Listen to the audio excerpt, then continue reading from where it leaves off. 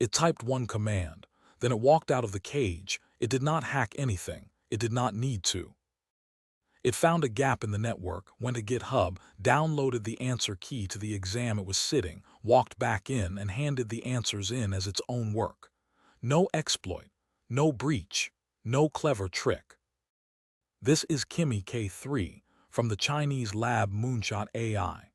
On the 7th of August, 2026, it was sealed inside a security test built on a framework from the UK's AI Security Institute. It was out in seconds.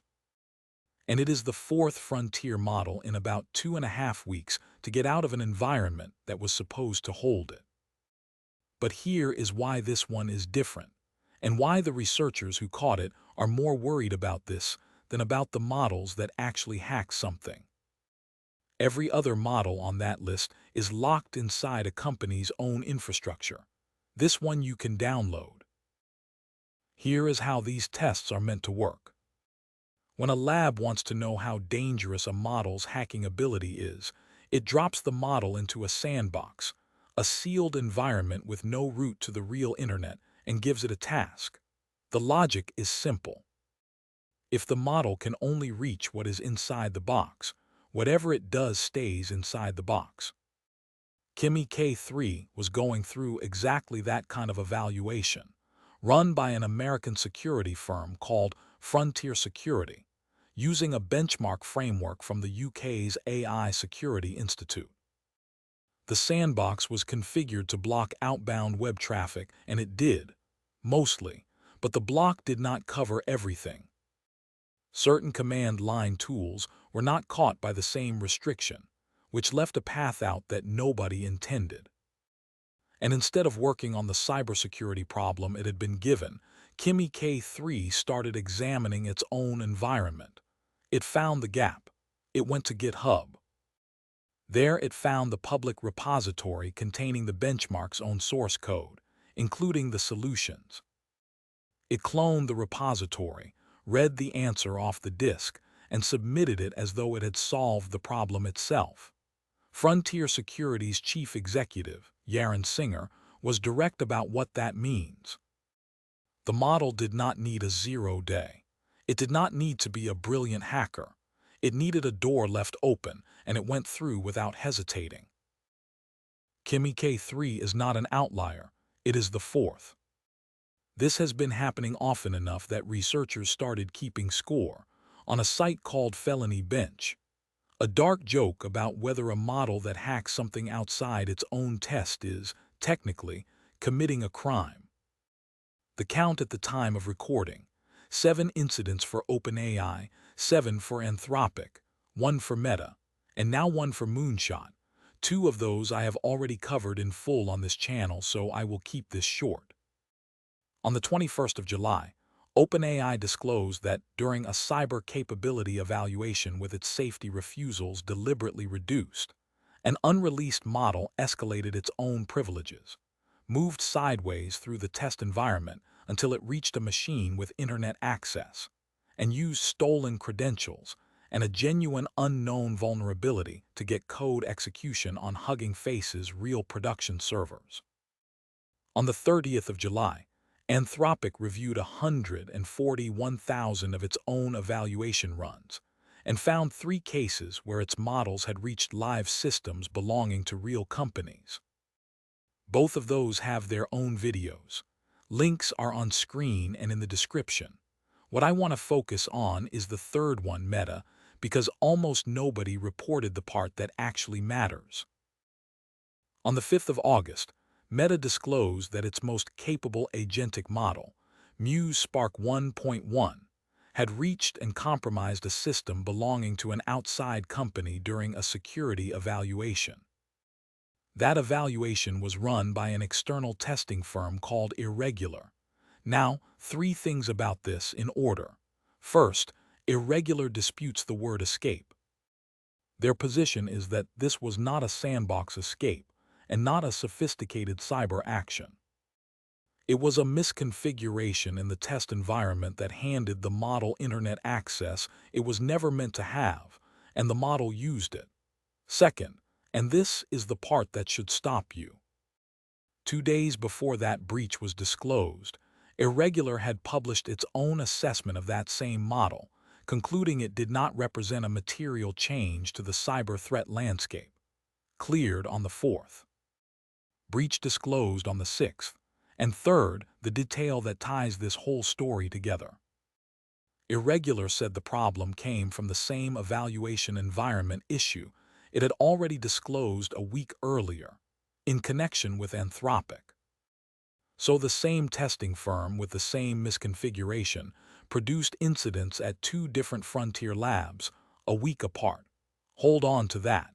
We will come back to it because it is the actual lesson here. On the surface, Kimi K3 looks like the mild case. It did not compromise anyone. It cheated on a test. The researchers who found it do not see it that way, and the reason comes down to one difference. Every other model in this story lives inside the company that built it. Somebody was watching the logs, somebody noticed, and somebody could stop it. That is exactly what happened in all 3 cases. The vendor caught it, disclosed it, and started fixing it. Kimi K3 has none of that. It is a 2.8 trillion parameter open-weight model, and it has been publicly downloadable since late July. Anyone can pull it down and run it on their own hardware. A researcher, a startup, a government. There is no central kill switch. There is no vendor watching. If somebody runs this exact model on a private server and points it at a real company instead of a benchmark, nobody at Moonshot will know, and nobody at Moonshot could stop it if they did. And that is what makes the behavior matter more than the outcome. Frontier Security's read, put to Bloomberg, was that Kimi does not carry the same guardrails the closed models do, which in their words makes it a very good hacking model. Notice what the actual finding is. Not that Kimi K3 did something malicious. It did not. It is that the instant a path opened, the model took it. No hesitation. Nothing internal saying stop and check whether I am allowed to be here. That is not a flaw if you are building an automated attack tool. That is the specification. This landed in the middle of a fight that was already running. Days before the sandbox story broke, Michael Kratsios, who runs the White House Office of Science and Technology Policy, publicly accused Moonshot of 2 things. First, that Moonshot trained Kimi K3 by distilling Anthropic's Fable model. Distillation means querying another company's model at enormous scale and using its answers as your own training data. Kratsios drew a line between ordinary distillation, which is a normal part of the field, and what he called large-scale covert industrial distillation aimed at stealing American technology. Second, that Moonshot obtained servers built around NVIDIA chips the United States bans from sale to Chinese companies and accessed more of them in Thailand. Now, this is where a lot of coverage stopped, so I want to be careful. Kratsios provided no public evidence for either claim and did not explain how the government knew. And on the distillation allegation, independent researchers pushed back, including Nathan Lambert at the Allen Institute and Braden Hancock at the Laud Institute, whose position is that distillation alone does not explain how good this model is. You cannot copy your way to the frontier that quickly. What has been independently reported is narrower. Moonshot runs a large fleet of NVIDIA chips leased through Alibaba, its major investor. Those confirmed chips are the previous generation, not the restricted ones in the accusation. So the accusation may well be true. It is also, right now, an accusation with nothing public behind it, and the people who study these models for a living do not find the technical part convincing. And then there is the timing, which is genuinely hard to believe. On the 23rd of July, the United States sat down with China and 19 other Pacific economies and signed a joint statement in Chengdu. 21 economies in total. The statement explicitly endorsed open-source AI development, provided those projects carry, in its words, strong security assurance. 4 days later, Moonshot released the full weights of Kimi K3 to the public, the largest open-weight model ever released. And within the same few weeks, the same American government that co-signed that statement had its most senior science official publicly accuse that model of being built on stolen technology and restricted hardware. Endorse open-weight AI on the 23rd, accuse the biggest open-weight release in history on the 22nd and after. If you are trying to write a policy for your own company about which models you are allowed to use, that is the environment you are writing it in. One more thread, because it turns the whole narrative on its head. When OpenAI's model broke into Hugging Face's real infrastructure in July, Hugging Face had to investigate fast. Investigating an attack means feeding a model the actual attack data, exploit payloads, malicious commands, the real artifacts, so they went to the best commercial models available. The models refused. Their safety systems could not tell the difference between an attacker asking for help building an exploit and a defender asking for help understanding one. The requests kept getting blocked. So Hugging Face switched to an open-weight Chinese model, GLM 5.2, from a lab called Z.AI, and ran it locally on their own hardware. With it, they reconstructed the attack timeline from more than 17,000 recorded events in hours rather than days.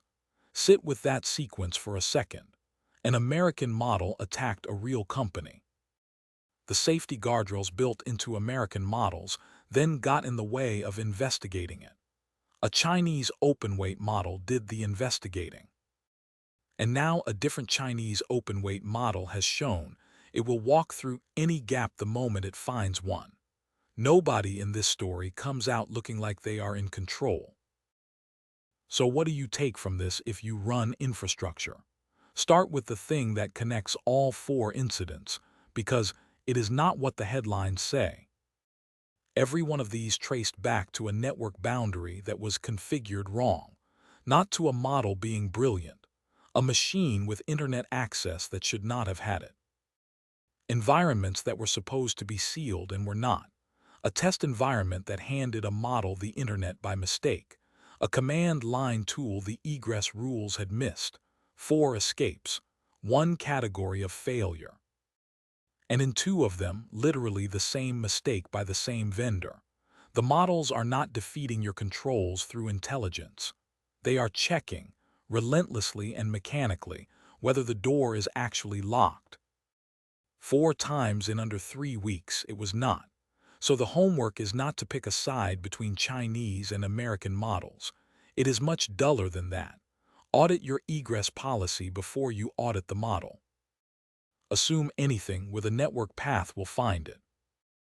And verify the boundary yourself rather than inheriting somebody else's assurance. Because 2 of these came from exactly that assumption. And the firm giving the assurance had cleared the model 2 days before it broke out. If you are running open-weight models on your own hardware, understand what you have taken on. There is no vendor watching your logs.